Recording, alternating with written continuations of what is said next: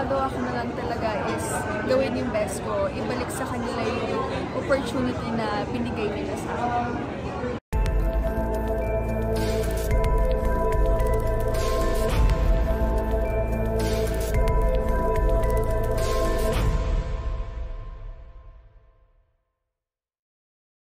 With the cast, sino yung pinaka-masasabi mo nag-click ka agad?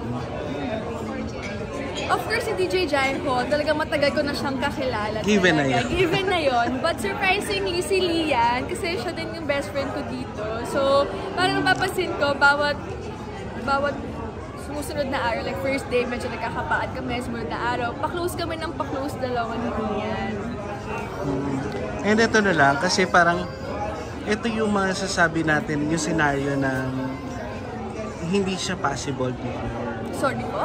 Parang ito yung scenario ngayon na ABS-CBN artist pwedeng gumawa with Jenny, hindi siya possible before. Pero as an artist na parang eto nabigyan ng project, ng gantong collaboration, anong feeling mo as an artist? Siyempre, sobrang happy. Tulad nga po nung nagtanong kanina, like sa daming artista ng ABS, bakit ito yung nilagay dito? Very, very thankful and happy. And yun, siguro ang magagawa ko na lang talaga is gawin yung best ko, ibalik sa kanila yung opportunity na binigay nila sa akin. Ang role mo dito, nalaman namin is bilang isang single mom. Yes po. Eh syempre, hindi ka pa naman mom, diba? So paano mo inatake yung role mo na never mo pa namang naranasan sa tunay na buhay?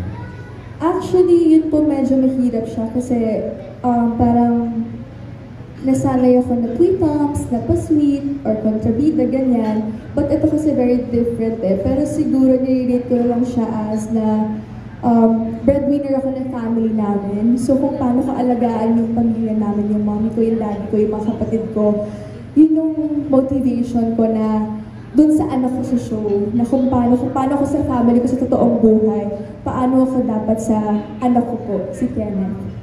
Anong gagawin nyo kung ang lover nyo, halimbawa lang yung Rolly Polo, ay may lover din na katulad ni Rob Camis na discover nyo? Anong gagawin nyo? Siguro same with them po talaga.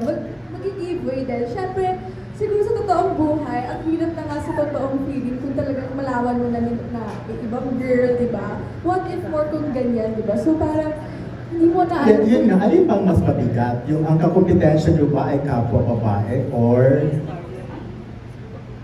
lalaki? Mas mabigat?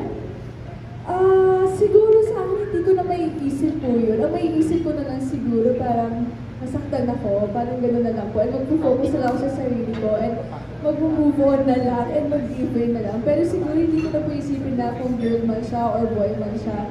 And siguro isipin ko lang, madami pang iba dyan. Salamat.